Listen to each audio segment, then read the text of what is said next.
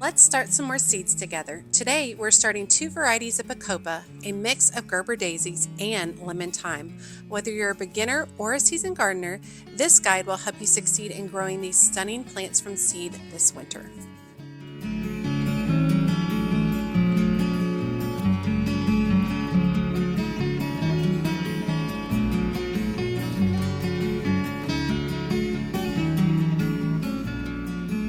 Hey y'all, it's Amanda and this is my Texas Zone 8 garden. And before we dive in, be sure to like this video, subscribe to the channel, and share this video with a fellow gardening friend.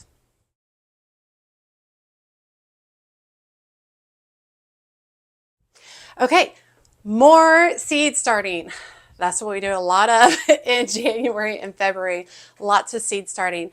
I start seeds for 2 different reasons. I start seeds because I love it. I love the process. I love the process of this tiny little thing becoming a seed, becoming a plant, and blooming and going through its whole life cycle. I find it incredibly fascinating.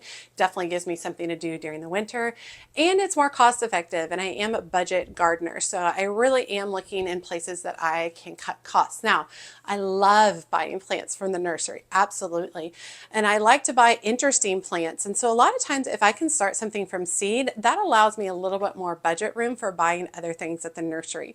So for example, I love petunias. That tends to be a very, very basic kind of plant, right? And I love having petunias in my spring garden. So it's works way better for my budget if I start all my petunias from seed instead of going to buy them at the nursery. And then that allows me to have a little bit more budget on buying other things that I might want on the nursery that aren't as basic as petunias. So with that being said, we're continuing on with our journey. We started a lot of things, petunias, Rudbeckia, Jupiter's beard, a couple of kinds of status, let's see, creeping daisies, geraniums. I'm sure I'm missing stuff. We started Bells of Ireland. We started Impatiens. We started Kerigami oregano. We've started Cleome, and we've started Delphinium, which are not doing anything. So those are probably a fail at this point. But today we're going to start all new varieties that are brand new to me. I've never started them from seeds. So I'm really excited. A lot of times when I'm choosing seeds, I choose things that I see in the nursery that I love, but I never pick up to buy. So I try to buy those seeds, which works really, really well. Gives me an opportunity to try some different things out. We're going to start with Bacopa, and Bacopa is more of an early spring plant into early summer in our area, and I love it every year, and then I never end up picking it up from the nursery. I see it, I love it, it's beautiful. And so I really wanted to start some of it on my own so that I could tuck a lot of it into containers. That's really the focus that I'm going to have for the Bacopa. Now I got 2 varieties. Both of the varieties are from Swallowtail Garden Seeds, and that is my favorite place to buy seeds. No, I'm not sponsored by them or any other company. It's just my honest opinion. And I got 2 different varieties. The first one being Snowtopia White Improved Bacopa. Bacopa is an annual, but a perennial in zones 9 and 11. I'm zone 8, so it will die back in the winter for me. This is a trailing plant perfect for hanging baskets, window boxes, and ground cover. It loves full sun to partial shade. For this particular variety, it is a profusion of white flowers bloom continuously, providing a delicate yet abundant display. And the blooms are real small, and it has beautiful green leaves, and I think it'll look really, really nice. This one is about 2 to 6 inches tall and about 18 to 24 inches wide. So if you can imagine that trailing out of a container or trailing out of a hanging basket, it would be absolutely beautiful. Okay, the next variety of Bacopa is Bluetopia Bacopa, but don't be fooled by the blue. It's actually purple. Profuse clouds of lavender blue flowers from spring until frost, superb in hanging baskets and pots. Highly disease and pest resistant plants grow 4 to 6 inches tall and 18 to 14 inches wide. So I'm really excited about starting both of these varieties. So let's go ahead and seed up those first, and then we'll go on to the other varieties I'm going to be starting today. The other varieties are Gerbera Daisies and Lemon Thyme. Okay. I am a small home gardener. I do not start the trays, the 72 seed cell trays, where you start all the seeds in that like one big massive tray, because it's rare that I start 72 of any kind of seed. And each variety of seed needs its own particular conditions to grow whether it be heat, light, moisture, whatever. And so I don't want to mix a ton of varieties of seeds in one 72 seed cell tray because they all need different conditions, and I can't guarantee that they're going to get all those same conditions in that tray. You might have some that go ahead and germinate and they need the humidity lifted. They need less humidity, but then you might have half your tray that hasn't germinated already and it still needs the humidity, so you still have to leave the dome on it. It's really difficult.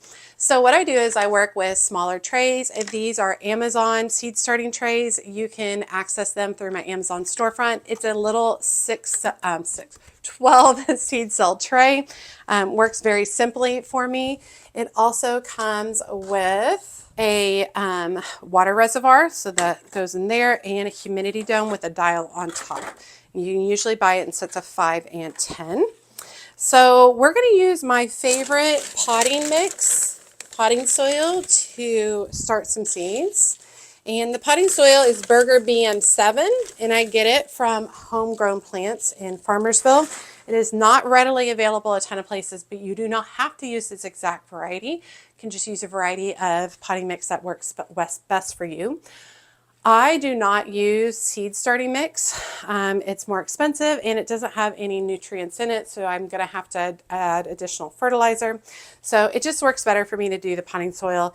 Works well as a budget gardener. I don't think I've ever been hindered by using potting soil versus seed starting mix. Could be wrong, but I don't know. I've never seen like a massive issue. So what I'm going to do is, I was just crunching out some of the bigger bits of the soil, making sure that we're not trying to cram anything too large in here. I'm going to bring my soil over and then use a couple of fingers to gently press it down.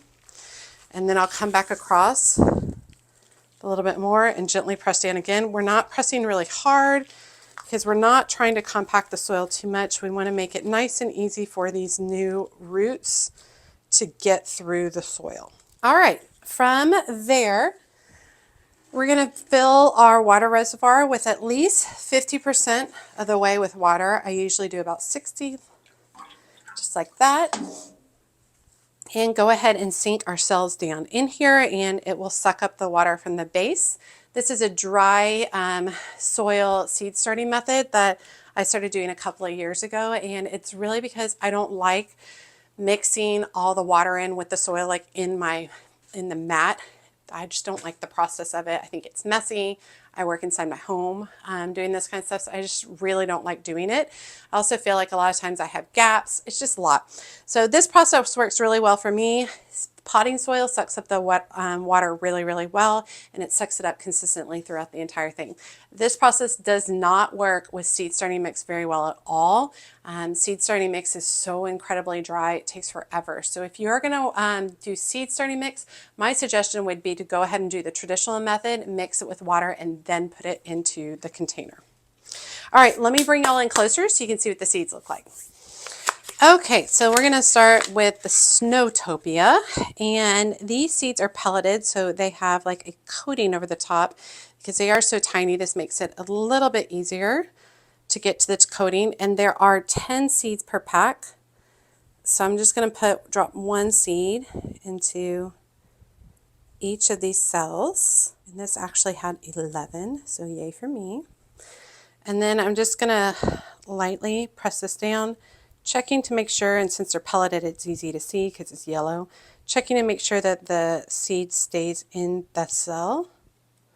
Just want to make sure that they have good contact with the soil, just like that.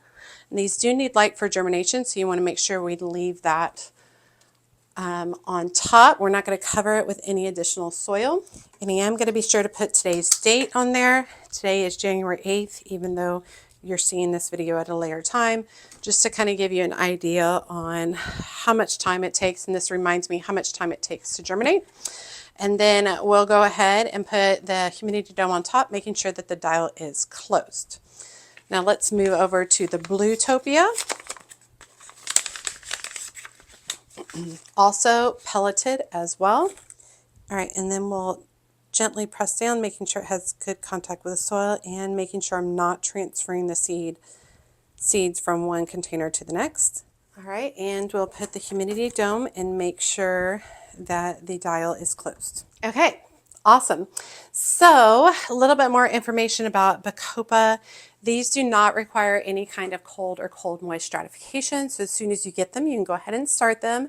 Days to maturity is 12 to 16 weeks. So that's when it germinates to when it begins blooming. It germinates in about 10 to 14 days at 65 to 75 degrees.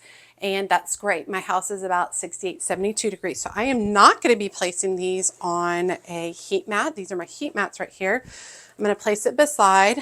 Now, I do want to keep my trays within 4 to 6 inches of the grow light so that when the seedlings germinate, they don't have to reach for the light. So super important. My lights are on 16 hours a day. Yours need to be on minimum 12. I suggest 16 if possible. I think it grows my plants on a little bit quicker. If for some reason I'm looking to have like a really cold March, which is typically when our last frost is, maybe I dim these lights to closer to 12 hours a day so that the plants aren't growing as fast. You can totally do that too. And as a reminder, we did surface sow these. We did not cover them up with anything else. So very excited to get those going and very excited to be able to include some of those in my containers this next year. And the way I grow on all my plants, the goal is to make it look like I picked it up from a nursery. So I start them all inside, have racks set up, I have lights under my dining room table, and I grow them on as much as I can. And once we start to get to a little bit warmer temperatures, I'll start moving them outside into a temporary greenhouse. Just one of those plastic greenhouses you get from Amazon. I'll start moving them out there so that they can start getting acclimated. And then once we have our last frost, then everything will move outside and continue to grow on outside until I utilize it for planting. Okay, next on my list is yet another flower that I see in the nurseries all the time and I never pick it up to buy. I love it, but I never pick it up to buy. And that is a Gerbera Daisy. And I guess in my mind, they're just only spring flowers. However, they bloom for quite a while in my area. And I think that I'm a little jaded because I used to be a florist and I did not like working with Gerbera daisies. And so I think that's another reason why I never picked them up, but they're so bright and happy and beautiful. So I'd love to give it a try and see if I'm able to grow them here. So I'm going to be starting a Gerbera daisy mix from Southern Seeds, which is my second favorite place to buy seeds. And I'm not sponsored by them either. That's just my honest opinion. I do love them. And Gerbera daisies are annual, except they are perennial in zones 9 through 11. Bold, colorful flowering plant known for its large daisy-like blooms. And I got a mix. It's a mix of different colors. They prefer full sun to light shade, available in a range of bright colors, including whites, reds, yellows, oranges, corals, pinks, all different kinds of beautiful tones. And they're great for cutting gardens and containers. Now, with that being said, I am not growing them for a cutting garden. I am growing them for the look in my garden. Like I want to leave them in containers and on borders and things like that. These are a little bit more particular where you have to place the seed in a very specific way. So I'll show you all when we get to that point. Once again, we're just going to go through the same process again, where we start with our Amazon seed tray. And then let me bring y'all in closer so I can show you what the seeds look like. Okay, so for this Gerbera mix, these seeds look a little bit different and they are long and pointy. And I hope I can put up some photos for you. We want to put the pointed end down. So I'm guessing that we're just going to go through and push them into the soil just like that.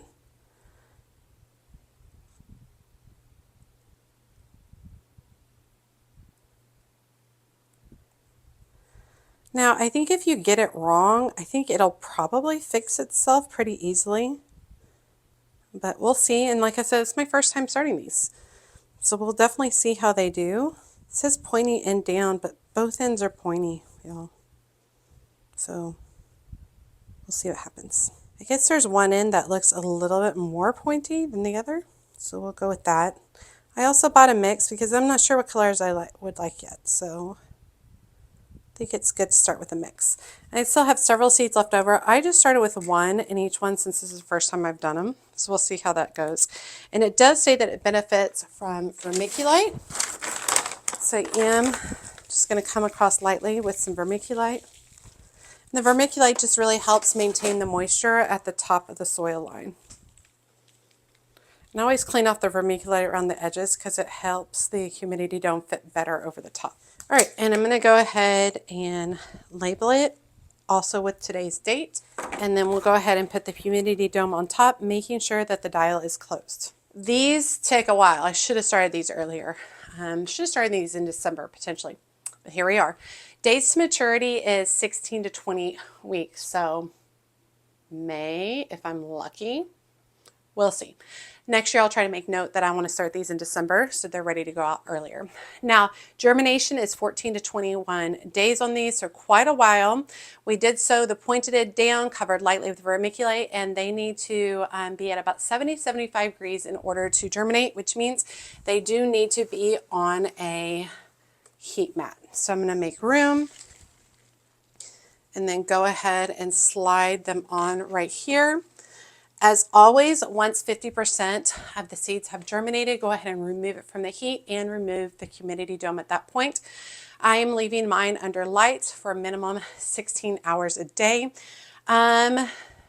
This one doesn't say that it needs light to germinate, but if it's all covered up, it's fine. If I feel like I'm not seeing them germinate after a while, I can always move it to a different spot. This is where also my seed mats are already stored, my heating mats.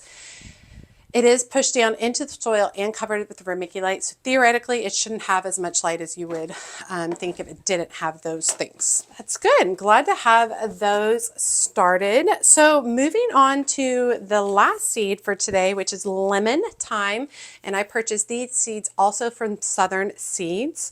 And Lemon Thyme is a perennial in zones 5 through 9. It's known as an aromatic herb, ideal for culinary use, ground cover, or container gardening. Prefers full sun, small lemon-scented leaves, and subtle pink lavender flowers. I'm not really growing it for the flowers. I'm growing it mainly for scent. I would love to tuck it into places so that when I walked past it, I smelled it. I think that'd be great. I'd also love if it would act as some ground cover in some different areas. I think would be absolutely lovely. Now, this package has 200 seeds. It's crazy amount of seeds, and they are tiny. They absolutely look like dust. So it's going to be interesting. I don't think I'm going to be able to get just one seed in each of the seed cells. We'll do our best. Put our seed cells in just like that, and let me bring y'all closer so you can see these tiny, tiny little seeds. Okay, I'm literally brushing all the soil off my hands because the seeds look like soil. All right, so these are surface sow as well with vermiculite, and like you can see how tiny. So I'm just going to do a little sprinkle of them. I don't think that I'm going to end up dividing these. I think that I'll just let several plants grow in each little seed cell and then pot them up into a larger container, all of them together.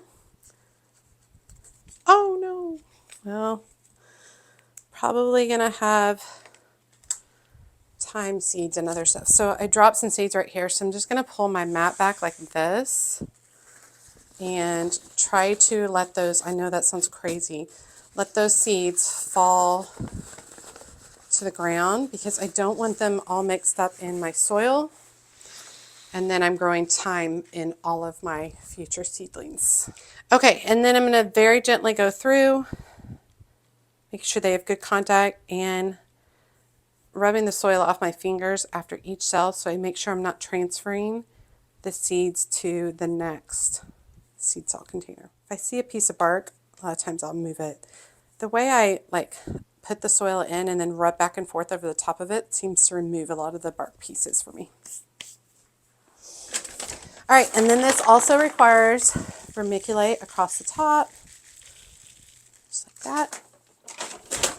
Almost out of my bag of vermiculite. It's lasted me over 2 years. Of course, I'm doing a lot more seed starting now than I was 2 years ago. All right, and I'm going to put today's date, which is the 8th, on here. This video is coming out later. And then we're going to put a humidity dome on, making sure that the dial is closed. Okay, for the lemon thyme, its days to maturity is about 75 to 90 days. So these will be fairly quick, which will be really nice. They germinate in about 14 to 28 days, which is probably why it prefers vermiculite on top. Vermiculite helps keep everything moist on top, and the seeds have to be moist for germination. If they dry out, they're not going to germinate. And surface sowed with the vermiculite, and it needs to be at about 65 to 70 degrees, which means it does not need to be on a heat mat. So I've got one more little space over here. My house is about 68 to 72 degrees. We are filling up quickly behind there, which is super exciting. Very excited how quickly everything is starting to come together. Seed starting is super fun. It's fast, it's simple. Once you kind of work out a pattern that works best for you, that's extremely helpful. Sometimes I get comments on the video, very rarely. It's usually from a very seasoned gardener who tells me that I'm being too basic, or but everybody knows this stuff. No, not everybody knows this stuff. And truthfully, I needed videos like this, these simple step-by-step videos of each of the seed varieties. I needed videos like this when I first started gardening, and I couldn't find them. And I would basically have to piece through several different videos and articles online to get all the steps and all the information in one place. So I make these videos for the people who are like me. Now I have also lots of seasoned gardeners who love to watch these videos. They love the step-by-step. They like seeing the varieties I'm starting, and they like seeing how I go about things. And typically they give me some really good advice on each of these seeds as well. So it's really great. But yes, these are very basic seed starting videos, but I think they can be helpful whether you're a beginner or whether you've been doing this for decades. All right, you all. So another 3 sets of seeds, 4 technically, because 2 types of the Bacopa. So more seeds started, ready to go for the 2025 season. As always, make sure you like, comment on the video. Every time you like and comment, it helps grow the channel so much. And if you don't feel comfortable leaving a comment, just drop me an emoji below, letting me know you made it to the end of the video and that you say hi. As always, you can find me, you can also check me out on Facebook, Instagram, and TikTok. If TikTok gets banned, you can find me on YouTube Shorts. As always, she's a mad gardener or decorator or anything else that she wants to be. Thanks, y'all.